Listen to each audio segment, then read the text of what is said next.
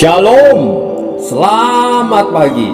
Sate pagi hari ini bertemakan Tahun Gereja, karya Pendeta Dr. Andar Ismail dari 1000 Buku Selamat Berbakti, terbitan GPK Gunung Mulia. Tiap minggu kita beribadah, apa tidak bosan? Memang membosankan kalaunya terjadi hanya itu-itu saja. Oleh sebab itu kita menggunakan tahun gereja atau tahun liturgi. Dengan tahun gereja, 52 minggu ibadah berganti-ganti corak mengikuti masa.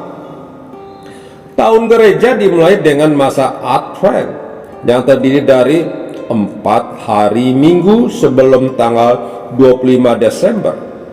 Masa Advent bermaksud ganda, yaitu menciptakan suasana penantian untuk menyambut kedatangan Yesus sebagai bayi dan kedatangan Yesus sebagai hakim atas orang-orang hidup dan orang-orang mati.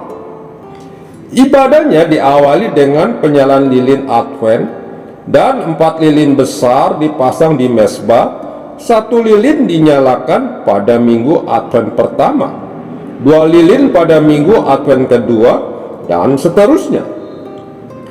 Sesudah itu tibalah masa Natal. Sudah tentu awalnya adalah ibadah Natal yang menurut tradisi yang paling luas diselenggarakan pada tanggal 24 Desember tengah malam. Masa Natal berlangsung selama 2 minggu sampai hari Epifani. Hari Epifani pada tanggal 6 Januari dimaksud untuk mensyukuri awal pernyataan Allah dalam diri Yesus.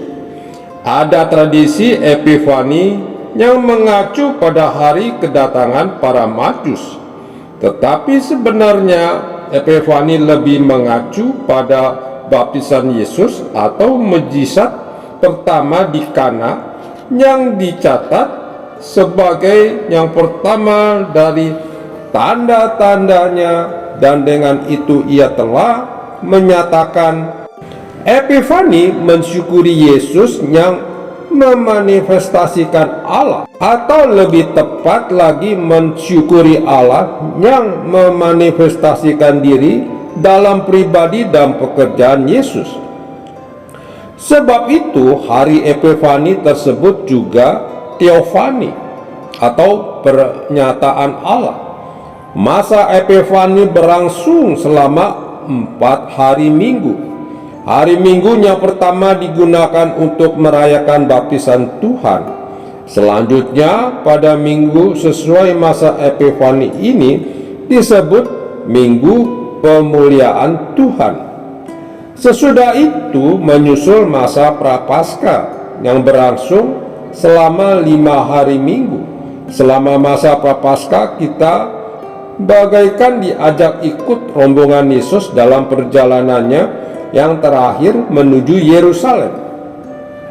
Hari Minggu yang menyusul yaitu yang ke-6 adalah hari Minggu Palem, untuk mengenang sambutan orang banyak yang melambai-lambaikan daun palem pada waktu Yesus memasuki Yerusalem. Pada Minggu Palem biasanya gereja dihias dengan ranting-ranting palem. Ada pula kelaziman di mana umat datang dengan membawa setangkai daun palem. Menarik untuk diperhatikan bahwa menurut Wahyu Yohanes, kelak semua orang percaya juga melambaikan daun palem ketika berkumpul di depan tahta Kristus. Hari-hari antara Minggu Palem dengan Paskah disebut Minggu Kudus. Dalam Minggu Kudus kita memperingati Kamis Putih, Jumat Agung, dan Sabtu Sunyi. Tidak adanya lilin yang dinyalakan selama Minggu Kudus ini menolong umat merasakan suasana duka. Lalu besoknya pada waktu masih subuh, tiba-tiba kesunyian berubah menjadi sorak-sorai Paskah. 7 hari minggu sesudah Paskah disebut Minggu-Minggu Paskah. Pada hari Kamis menjelang hari Minggu yang Ketujuh adalah hari kenaikan Tuhan. 9 hari setelah itu kita merayakan Pentakosta. 9 malam yang ada di antara kenaikan dan Pentakosta disebut novena, yang ditandai dengan ibadah pribadi yang bersuasana teduh. Hari Minggu segera setelah Pentakosta disebut Minggu Trinitas untuk merayakan sifat Tritunggal Allah. Setelah itu, masa selama sekitar 6 bulan disebut minggu-minggu biasa dan juga masa kerajaan Allah. Masa ini berakhir dengan hari Minggu Kristus Raja, tepat pada minggu sebelum minggu Advent pertama. Dengan begitu, genaplah tahun gereja. Keanekaan masa-masa dalam tahun gereja juga ditandai dengan perbedaan dominasi warna pada peralatan ibadah seperti taplak mimbar, lilin bunga, stola yang dipakai para pelayan liturgi, jubah paduan suara, dan sebagainya. Ungu digunakan untuk suasana penantian di masa Advent. Biru atau kelabu dipakai untuk suasana penyesalan dan pertobatan seperti masa Prapaskah dan Minggu Kudus.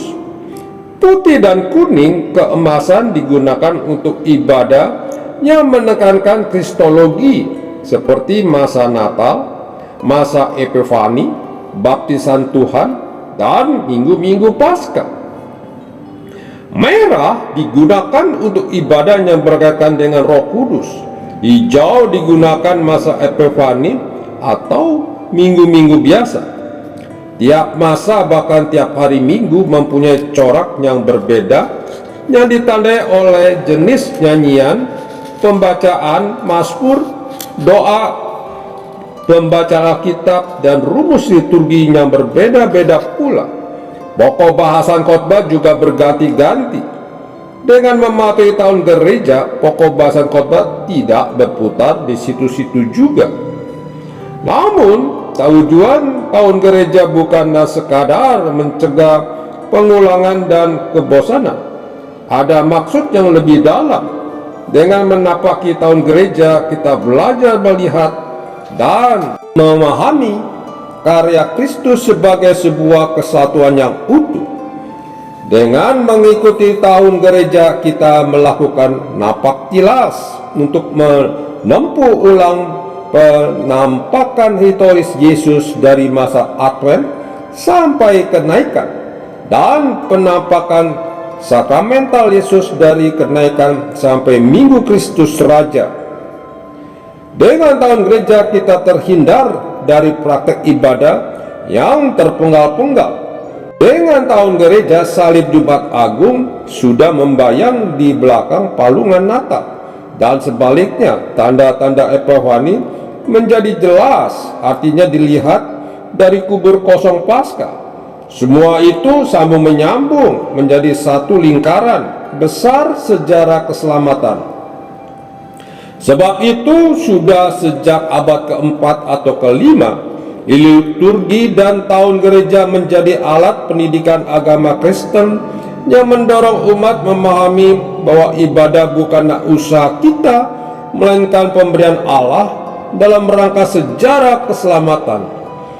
Pakar liturgika James White menulis dalam Introduction to Christian Worship, "The liturgical year both underscores the utility of our efforts and exult in God's victories for us."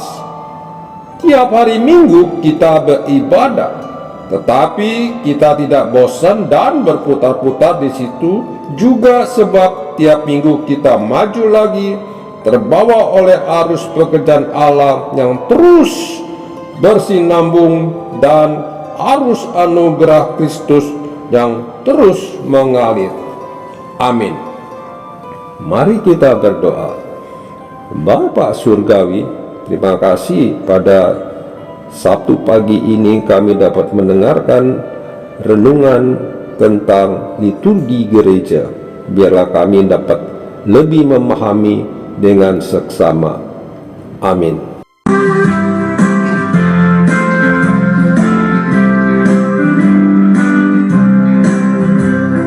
Though my hair is white as snow, Jesus loves me, this I know. And though my eyes are growing dim, I will always look to Him. Yes, Jesus loves me. Yes, Jesus loves me. Yes, Jesus loves me.